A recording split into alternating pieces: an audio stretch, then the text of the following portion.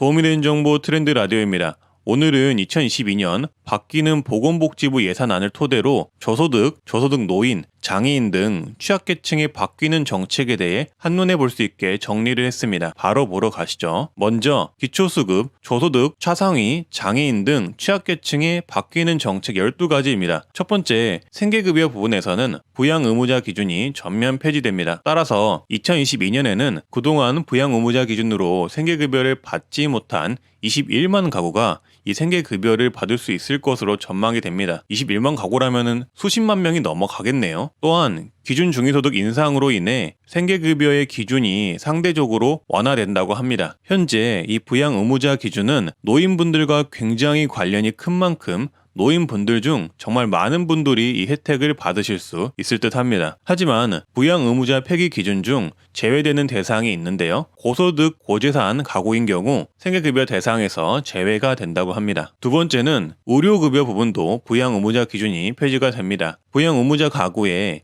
기초연금을 받는 노인이 있는 경우 이 부양의무자 기준 폐지를 적용시켜 주는데요. 2012년에는 약 11만 명이 이제부터 의료급여를 받을 수 있을 것이라고 하고요. 의료급여의 식대 또한 인상이 된다고 합니다. 그리고 MRI, 초음파 비용 지원 또한 받을 수 있을 것이라고 하네요. 이것 또한 일반 저소득층뿐만 아니라 노인분들과 밀접하게 관련이 있는 정책입니다. 세 번째는 자활급여가 올라갑니다. 기초생활수급자와 차상위 계층의 경우 자활 일자리를 하실 수가 있잖아요. 그 자활 일자리가 6만 6천 개로 확대가 되고 자활급여도 3% 올라서 하루 약 3만 원에서 5만 8천 원을 받을 수 있을 듯 합니다. 네 번째는 자산 형성 지원을 합니다. 기초생활수급자, 차상위 계층을 대상으로는 희망저축계좌 정책을 제공하고요. 연소득 2,400만 원 이하 청년에는 청년 내일 저축계좌를 통해 자산 형성을 지원을 합니다. 기초생활수급자와 차상위 이하 청년은 만기 시 원금의 3배를 지원해주고요. 360만 원 납입 시 1,440만 원을 받을 수 있다고 합니다. 차상위와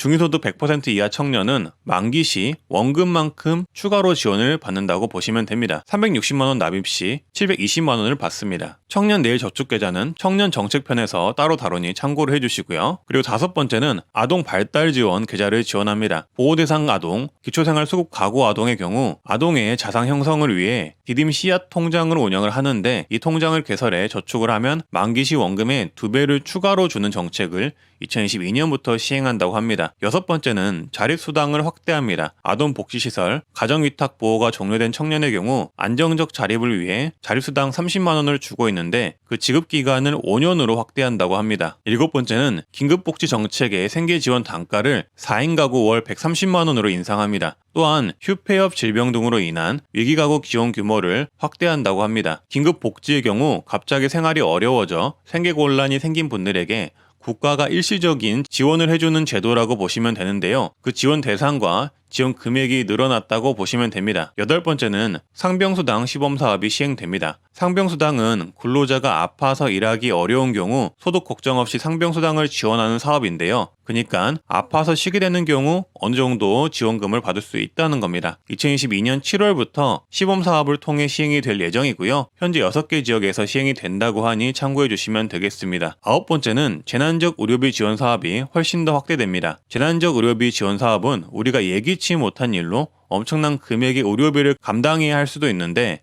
이럴 때 국가에서 그 의료비 일부를 지원해주는 사업이고요. 원래 현재 본인 부담 의료비 50% 지원이지만 2022년에는 소득 수준에 따라 50에서 80% 지원으로 확대가 된다고 합니다. 기초생활수급자는 80%, 중위소득 50% 이하이면 70%, 100% 이하이면 60% 이렇게 받을 수 있다고 하니 참고해 주시면 되겠습니다. 그리고 장애인 자립지원 시범사업이 시행이 됩니다. 탈시설 장애인이 지역사회에서 자립할 수 있도록 주거, 돌봄, 의료 등 통합 서비스를 제공하는 시범 사업을 추진한다고 합니다. 참고해 주시고요. 그리고 활동 지원 등 대상자를 확대하고 최중증 장애인 돌봄을 위해 가상급여 대상 확대 및 단가 인상 또한 추진한다고 합니다. 또한 발달장애인을 위한 주간활동 서비스 시간을 120시간으로 확대하고 청소년을 위한 방과활동 서비스 또한 단가 인상을 추진한다고 합니다. 마지막으로는 2012년에는 장애인 일자리를 약 2,500개를 늘린다고 합니다. 네, 오늘은 기초수급, 저소득, 차상위, 장애인 등 취약계층에 바뀌는 정책 12가지를 알아봤는데요. 앞으로도 이렇게 도움이 될 만한 정책 말씀드리도록 하겠고요. 구독과 좋아요, 알림 설정해주시면 감사하겠습니다. 다들 좋은 하루 되시고요. 감사합니다.